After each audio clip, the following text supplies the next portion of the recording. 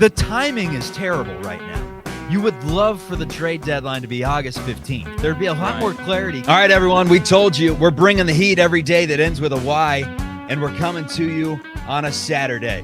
Gloves are on, baby. It's like Mike Tyson's Punch-Out because the St. Louis Cardinals right now are getting absolutely rocked by the Chicago Cubs. They've lost 5 in a row against Chicago, and it was once a 4-2 series lead on the season has now turned into a 7-4 series lead for Chicago. You know what that means, Mick? That means the St. Louis Cardinals have lost the season series to the Chicago Cubs. That's wonderful. That's dandy. Brilliant. No one cares about that right now because Chicago has won 7 in a row. They are in the thick of things, 4.5 out of first place in the National League Central. And now we're talking, how can you not at least stay put at this point? You can't break up the band. Look, Charlie, I brought this for you today, but it's so hot that I can't get it on my fingers. But that is my Cubs World Series ring. That is a real ring. They gave that to me. Last night's game was tremendous. I don't remember getting that fired up about a Cubs game in a long time. You know, you talk about the Cubs winning the game, doing their thing. The defense in the ninth inning was just absolutely amazing. What a great game, man. Come from behind. Trey Mancini had the big hit to get the Cubs ahead. But then Nico Horner turns that double play with runners at first and second and no outs. And then Mike Tauchman with the catch with 2 outs in the ninth. It was crazy. Their old TV guys doing the Cardinals. I was watching the Cardinals because the marquee feed didn't work on my TV. And then I heard Pat's call of it. You know, I thought Chip Carey did a good job. It was a fun night, man. What a great win. Tauchman robbing that home run. Have you ever seen a more, I guess, consequential catch for the Cubs at this stage? It's not even this stage in the season because it's not that late, but you have to make a decision so quickly on whether you're going to buy or whether you're going to sell. You lose that game, you may go a completely different route. You win that game, and you just see the animation and the energy and Adbert was going nuts. Everyone filed out of the dugout like they won the World Series again.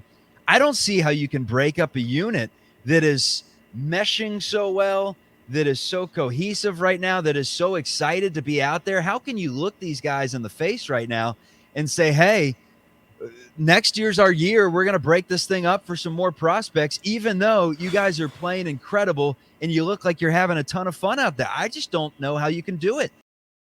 Yeah, look, 7 straight wins for the team against the 2 biggest rivals the Cubs have, right? You know, you absolutely stunned the Sox in the second game at their place. And then, you know, you beat up on the Cardinals. But both of those teams, they're not good. Or as you'd like to say, they stink. But the fact is, even when a team stinks in baseball doesn't necessarily mean that the better team's going to win. I mean, you know, on a night in and night out basis. But the Cubs have gone out there and they have just clubbed these guys. I mean, they've blown them out. They've come from behind. They've won close games like last night. And they have to because there's no room for error right now. The front office is trying to figure out what the right move is. I still don't think that this team has the talent or the ability to win the World Series. I just don't think that they're going to be better than Houston and the Dodgers and, of course, the Braves and then, you know, that entire American League East division, you know. But look, that's why you play the games, right? I mean, Cody Bellinger at first base has been great. You know, I described Nico Horner. He reminded me as a minor leaguer a lot of Rhino, you know, Ryan Sandberg. I'm not saying he's a Hall of Famer. And one of the, you know, Mully from the Hanley and Mully show, like, ripped me for saying this. But I'm not saying that he is Ryan Sandberg. I'm saying he reminds me of Ryan Sandberg. He's got the big shoulders. He was a shortstop coming up, but he plays an excellent second base defensively. He made a Gold Glove play in last night's game to take what could have been a base hit and turn it into a double play. It changes the entire game. He can hit. Hits a lot of line drives. That's why I thought he reminded me of Rhino. And I still stand by that. Watching that double play, I said, this is what I'm talking about, right? When Dansby Swanson's healthy, he's a difference maker. I mean, he's a really good player at shortstop. And, you know, third base is still kind of up in the air. Ian Happ's been so good. He's walking, he's driving in, getting on base, hitting the ball. So there's a lot of good things going on right now. I still think David Ross is one of the top 5 best managers in the game. But with all of that said, talent-wise, they don't have the superstar talent like the Braves have and like the Astros have. But they're getting there, So it's a question that you have to ask at the front office level. What's the mark where you say, hey, even if we're not going to sell, maybe we just hold? Well, 7 wins in a row, and it was just a week ago that the Cubs were, 7-8 games back. Had they lost a couple of these games, had they lost last night's game, and had they lost the game to the White Sox and had a 2-game losing streak and you're 7 games back, it's a completely different situation. It's not that I think the Cubs are going to win the World Series right now. I don't think they have the talent to do so. In my opinion, there's nobody at the deadline that can get the Chicago Cubs another ring. Not this year. However, it's just the message that A, it sends to the fans, B, it sends to the players. There is so much season left. You can absolutely not punt and give up Stroman, Bellinger, and Hendricks right now. You have to ride this thing out. It's the only way to do it. If you want to give up one, I think Marcus Stroman, and try to get a third baseman back, maybe Curtis Mead from the Tampa Bay Rays, who have had interest in Stroman. Mead's in AAA. Maybe you just plug him up here right away, and he's your third baseman. See you, Master Boney. It's been fun, Master Boney. If that's the case, then I'm all for it. Aside from that, you have to let it ride. Mick, you're the complete opposite. You're saying, prospects. We need more prospects. No, plenty of prospects. You have to let it ride. There's a lot of baseball left. They're 4.5 out, Mick. They're 4.5 out. Yeah, look, Fangraphs just upgraded the Cubs' playoff odds, and even with a 7-game winning streak, it's still slightly over 27%, So, I mean, you have to keep things in perspective. I mean, I love the fact that they're 52-51 and they're over 500. But, Charlie, there's still a lot of baseball left to be played, and it's not like their odds are 50-50. Their odds are way below 50%. So that's a factor that has to go in there. Hey, spin zone, though, Mick. 13 games left between the Cubs and the Brewers and the Reds. Yeah. So that's 4.5 games. It comes down to if they go on a little rampage and take 9 of 13 against those two teams, it could be a 2-game back situation come September. And then we're all excited. If you dish Cody Bellinger right now, you're toast. Well, it's over. And look, they were at 13% on Tuesday, so they're up to 27% on Saturday. They're hot. They're riding the momentum. Sometimes there are teams of destiny. I personally don't think this team has the pitching. Maybe you can go out and get that Brent Suter we've been talking about. Get a reliever. Keep Stroman, I guess. Keep everyone and throw the chips all in the middle of the table. Let it ride, and you still have the prospects to plug in place next year and be better than they were this year potentially, especially if you can sign Cody Bellinger long-term. I just think there's too much season left, and you're smack down in the middle of things. I don't care comparing to the rest of the league that your record isn't good enough. All that matters is winning the division, getting in the dance, giving yourself a chance. Look at the Nationals. Look at the Phillies. That's 2 teams from the NL in the last 5 years that have made Cinderella runs. So it is possible. All right, look, let me put this in perspective for you, as I said before, okay? Milwaukee's leading the division. They're 10 games over 500. The Reds are a half a game back, right? Cubs are 4.5 games back. In the wild card, the Cubs right now are 3.5 games back. They've won 9 out of 10. They've won 7 in a row. And they're trailing Arizona, who's a game back of Miami and San Francisco, who are tied, right, for the last spot. So, it is what it is. I mean, you're going to have to overjump teams.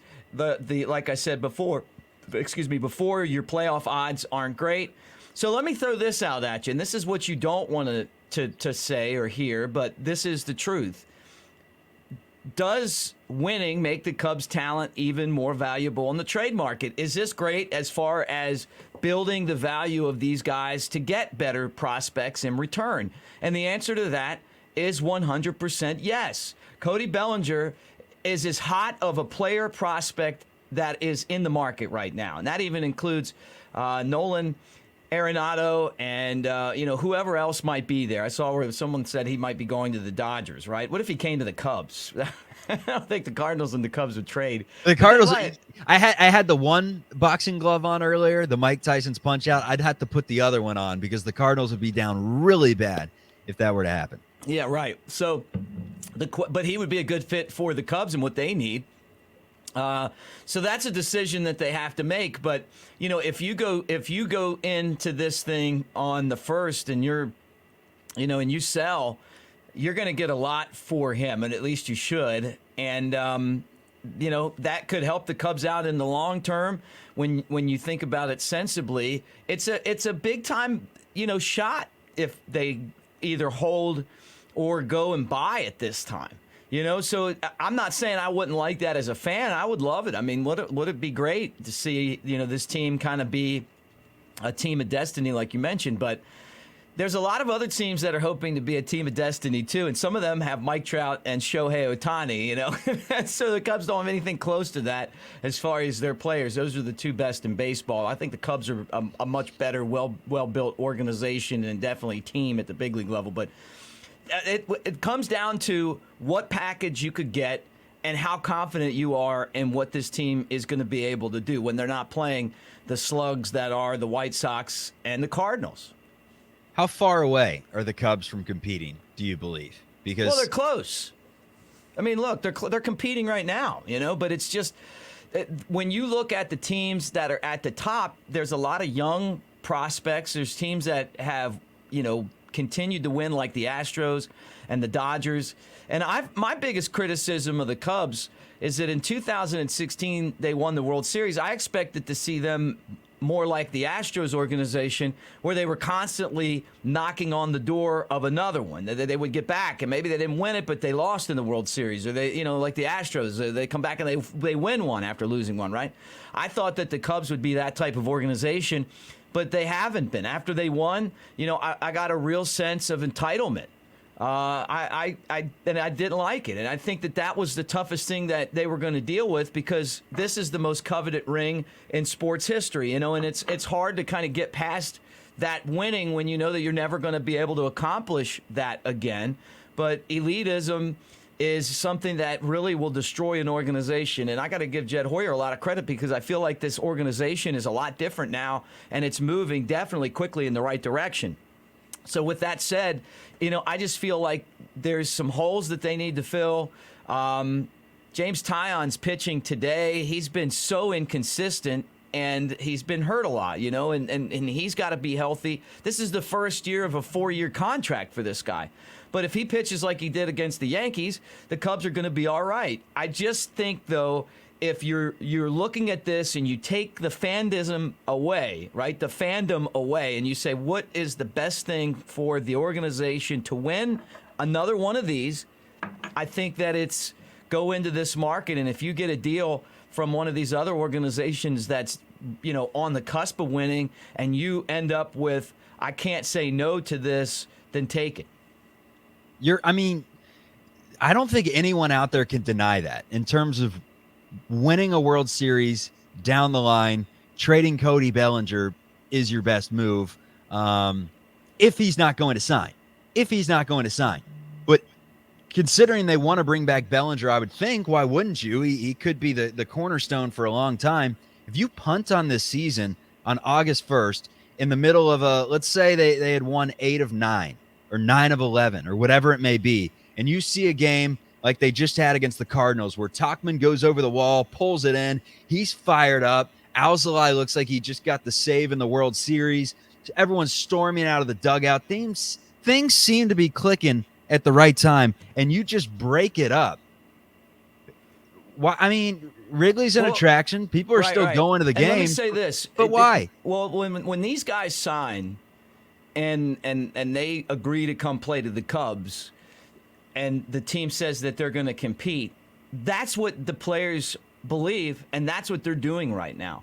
The shame is that this didn't happen earlier in the year, where it wasn't a 25% or 27% chance to make the playoffs. Back, Nick. Okay, I'm saying that, but you didn't let me finish. But my point is that they were sold a bill of, hey, we're going to try to compete. And they've done that. Look, they've won 7 straight. They're in the mix right now. And so that's an argument that the players have. And that's why, we're talking about them basically throwing a revolt because, what they're doing is they're going out there and delivering, and that's all you could ever ask for. And so that's part of the decision that the front office is going to have to make, and that kind of gets me to the next thing is, and I'll ask you this, and then we'll kind of chew on it a little bit, Charlie, but how important is today's game? It's massive. I think every game's massive. You're going into the final hour regardless. It's August 31st. It's 9 p.m., and that's when you're talking about your decision after that game against the Cincinnati Reds. And I said yesterday, I think they're going to be 3 up. I did the math. I think it's physically impossible for them to be 3 up. It's either 2 up, 4 up, or I guess they could potentially be 1 up if they lose the next 2 to the Cardinals. No, I guess they'd be 500 in that case. So it's 500, it's 2 up, or it's 4 up. Those are the 3 options that they can be right now. And let's just say, for the sake of the argument, the most likely is they're 2 up, and 2 games over 500 is what I'm talking about. That would probably put them around 5 games out of the division lead. You're streaking the roster with Tauchman leading off, and Horner and Happ and Suzuki and Bellinger and Morel. It doesn't appear to have that many holes to where if you can go out and you can get Candelario and say, hey, Brennan Davis, what do you think of him, Washington? How about a pitching prospect that's in there as well? This guy that we may not think highly of, but your scouting likes him. You take that package over to Washington. You give us Jamer back. We have our third baseman. Let's go get a reliever. Relievers right now in this market, I don't think are that expensive to where if it's an issue for Chicago, you can go out and get one. You don't compromise your farm system in the process, and you give yourself a chance to make the big dance this year. And then you still have your Pete Crow Armstrongs, your Ben Browns, your Jordan Wicks to bring up whenever they're ready. You say PCA isn't close because he's in Double-A, understandable. Ben Brown, maybe you bring up Ben Brown. And the idea that you have to sell or you have to buy, it's one of the two, holding's the worst thing you can do. I don't think so. I think you can stay put and be okay in this situation.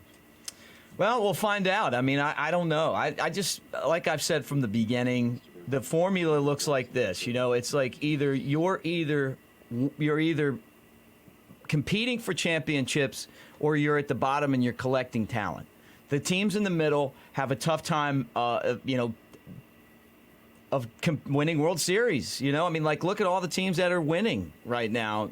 It's like they collected talent, and then that's what the Cubs did in 2016. But you know what? I agree. I mean, I do know that the Cubs have players. It's all about staying healthy, and if they stay pat, they'll get prospects if they don't sign those guys because, obviously they'll get draft picks. So, that I guess that's the light at the end of the tunnel. Or maybe they sign Bellinger. But Bellinger's price, they just signed him at the beginning of the year.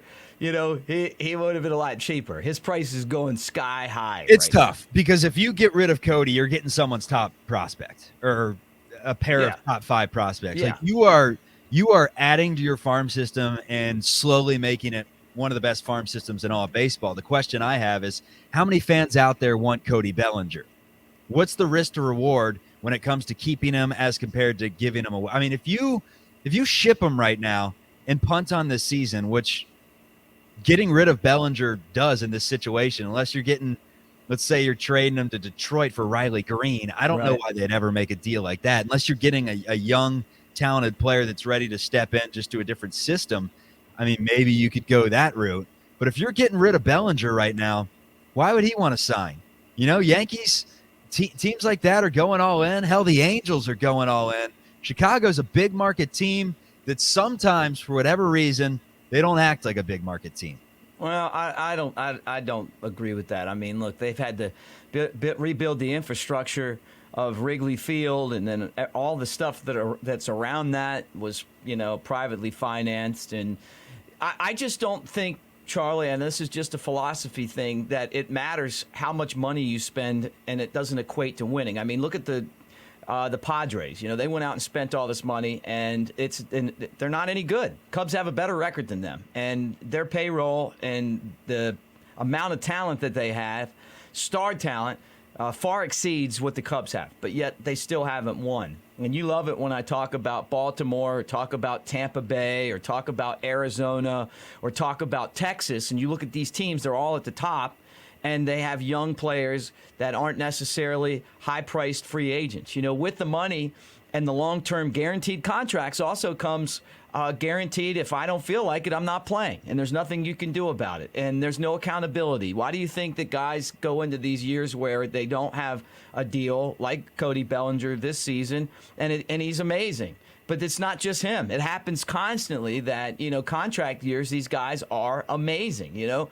There's players like Mookie Betts. It doesn't matter contract year or not. He's great. But there's other guys that, you know what, they get the money and then all of a sudden, you know, they get a thumbnail and they're not playing anymore. I mean, that's the bottom line. So you got to have a mix. I think you want to pay the guys that you know are going to go out there and give it 100%, and they're going to be valued from the beginning of the contract to the end, which is almost impossible with some of these deals where you're way overpaying people by the year of the contract just to get them to come your way.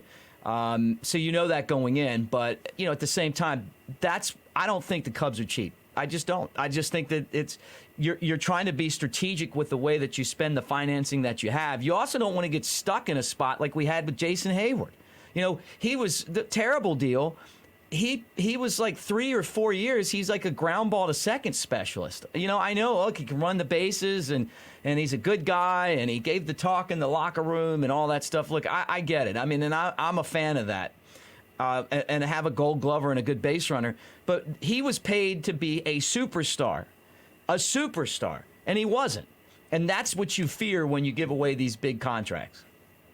Yeah, I think any situation where you're signing someone long-term that has had injury issues and that has fallen off a cliff and then climbed back up the mountain and peeked his head over like Cody Bellinger has done, it's a massive risk. But when you're a big market team like Chicago that has the money, I think you go into the pocketbook and do everything you can to potentially bring them back. I know Scott Boras is the agent. He's probably not going to sign any sort of an extension right now, understandably. Everyone says, why wouldn't he wait until the market? Well, if Bellinger gets hurt again right now, let's say Bellinger does something to his calf and he's out for the remainder of the season, more than just a strained calf, his value, it's down big time. This guy's dealt with so many injuries over the past couple of years to where one more injury diminishes his value big time. So if I was his agent right now and Chicago did say, hey, we love everything you're doing, we believe that you can stay healthy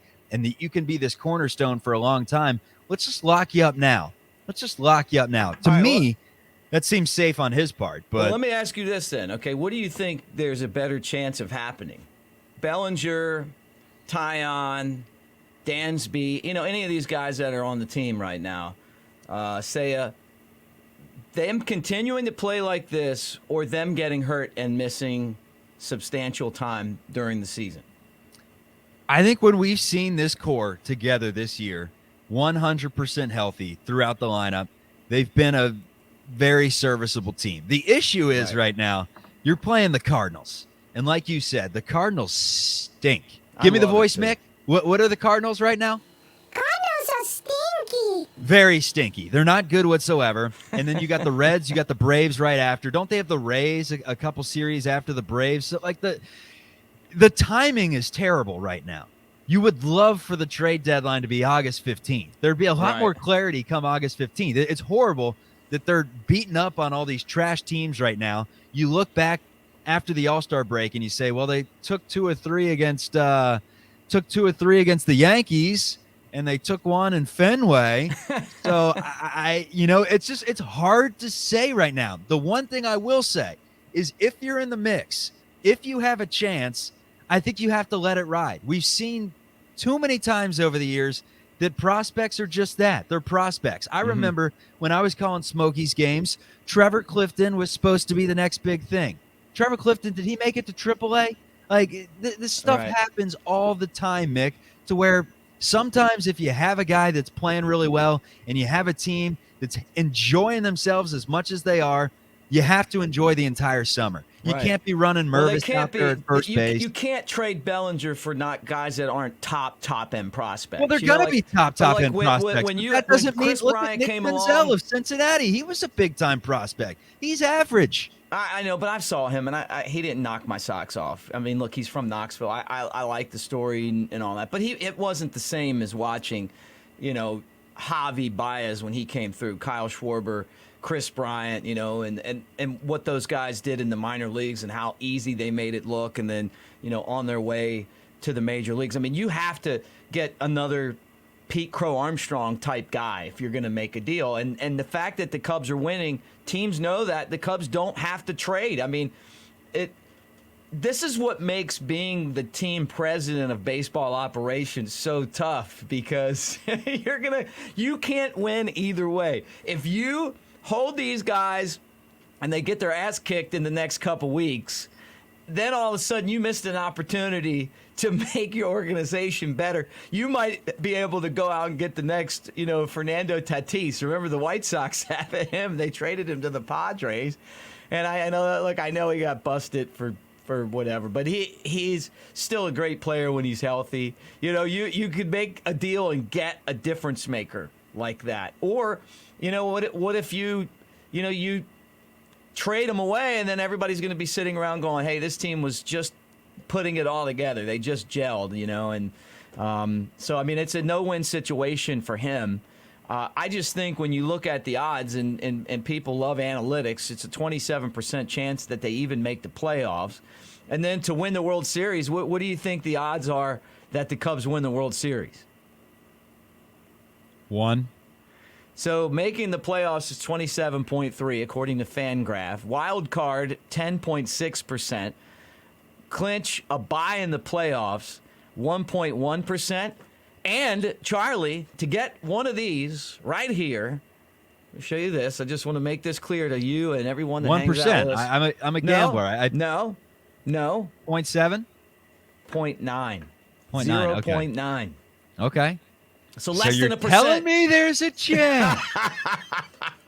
No, Let it ride, I'm Jets. not telling Let you it there's a ride. chance. There's no chance. No, No, look, I Mick, don't know, man. I love the conversation. Good stuff on a Saturday. I'm glad we got to it. It's tough for the Cubs right now. You would love for the deadline to be pushed back, We'll call it due to COVID.